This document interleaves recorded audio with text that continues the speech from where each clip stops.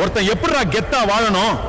கையில காசு பணத்தை வச்சுக்கிட்டு விலை உயர்ந்த துணியை போட்டுக்கிட்டு 4 பேரை கேவலமா பாக்குறது கெத்து இல்லடா.